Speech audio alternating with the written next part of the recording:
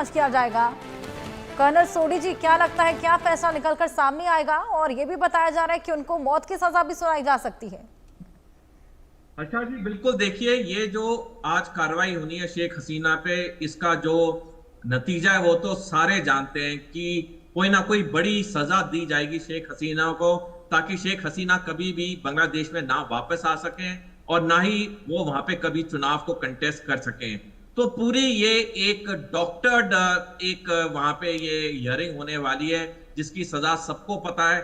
और मेरे को बड़ा दुख लगता है कहते हुए कि शेख हसीना जिसने बांग्लादेश को इतनी तरक्की के रास्ते पे लेके गई, आज उनका हाल देखिए। लेकिन यही हाल होता है जब भी किसी देश में कट्टरवादी लोग पूरी सत्ता संभाल लेते हैं, तो बस वो फिर सबका कत्लेआम करते हैं, या गोली मार के या फिर ऐसे डॉक्टर ये कमीशन ट्रिब्यूनल्स के जरिए।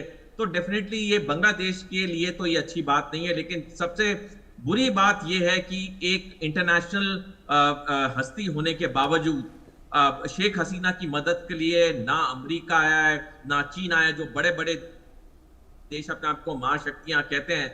उन्हें तो इतने बड़े नेता की मदद के लिए आना चाहिए था, लेकिन कोई भी नहीं आया। तो वो जो कहावत है वो सही है कि देखिए, जब तक अच्छे दिन होते हैं पूरी दुनिया आपके साथ होती है, जब संकट का समय आता है तो कोई आपके साथ खड़ा नहीं होता है। आज शेख हसीना भी बिल्कुल अकेली खड़ी है। बिल्कुल अकेली खड़ी हैं और अब देखना होगा सुनवाई में क्या कुछ निकलकर सामने आता है। प्रोफेसर मनोज कुमार जी, क्या लगता है आपको सुनवाई में क्या होगा? सबसे बड़ी बात है यहाँ पर लाइव प्रसारण भी किया जा रहा है।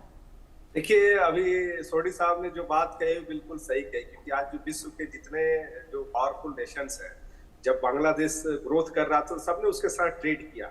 लेकिन जब आज बुरी स्थिति आई तो आज सिर्फ भारत के अलावा कोई उनके साथ खड़ा नहीं है। और भारत अपने जो एक नेबर और खास करके जो फ्रेंडशिप का जो एक होता है, जो अतिथि देवो भव का, उसके आधार पे काम कर रहा है। और भारत नो डाउट एक बहुत बड़ा काम किया है शेख हसीना के मतलब जीवन को बचा के, क्योंकि जो इन लोगों का प्लानिंग था शेख हसीना को हैंग करने की प्लानिंग थी, जिस तरीके से वहां पे कू किया गया। तो मुझे लगता है कि ये देखिए, एक चीज हमें ये बिल्कुल क्लियर हो गया है कि आज जो बांग्लादेश की जो स्थिति है उसमें आज का जो डिसीजन है वो बिल्कुल इनके खिलाफ आने वाला। और जैसा आपने कहा कि हो सकता है कि उन्हें मृत्यु दंड की सजा दी जाए, तो नो डाउट, क्योंकि और इसीलिए आज इसको पब्लिक डोमेन में और खास करके लाइव किया जा रहा है। तो ये पूरा क्राफ्टेड, क्योंकि देखिए एक चीज समझ, शेख हसीना आज भी बांग्लादेश में एक पॉपुलर लीडर के रूप में है। आज भी उनकी समर्थन वहां पे लोग खड़े हैं। तो इसीलिए यूनुस हमेशा चाहते हैं कि इनको किसी भी तरीके से इस पॉलिटिकल एक्टिविटी में हम किस तरीके से रोक पाए, और इसीलिए ये वहां पे काम कर रहे हैं। और देखिए, एक चीज हमें समझना होगा कि आज वहां पे आईएसआई का इंटरवेंशन सबसे ज्यादा हो चुका है। आईएसआई ने पूरा एक तरीके से यूनुस को कंट्रोल किया हुआ है, और उसके माध्यम से वहां पे बिल्कुल जिहादी फोर्सेस के रूप में जिस प्रकार से वहां पे एक पॉलिटिकल अनरेस्ट पैदा किया जा रहा है, चाहे सिविलियन के माध्यम से, इवन आर्मी के साथ भी आप देख सकते हैं कि आर्मी को भी डिवाइड करने का प्रयास किया आईएसआई ने। तो जहां तक उन्हें कुछ हद तक सफलता मिली, लेकिन अभी बांग्लादेश की जो आर्मी है वो बड़े ही सजग और सही समय पे अपने आप को स्टैंड लिया है, जिसके चलते ये सारी स्थितियां हो रही है। लेकिन एक चीज हम कहना चाहेंगे कि शेख हसीना का जो आज का डिसीजन है आने वाले बांग्लादेश का भविष्य तय करेगा कि आज की क्या घटना होती है। क्योंकि इसके बाद से देखिए, वहां पे रोड पे लोग निकल के आएंगे, क्योंकि अभी तक बांग्लादेश में जो सपोर्टर्स हैं, यहाँ पर ये सुनवाई भी बेहद अहम, और अब चुनाव कब होंगे ये जानना भी बेहद अहम रहेगा। बहुत शुक्रिया आप दोनों का हमारे साथ जुड़ने के लिए, तमाम जानकारियां और इनसाइट्स शेयर करने के लिए।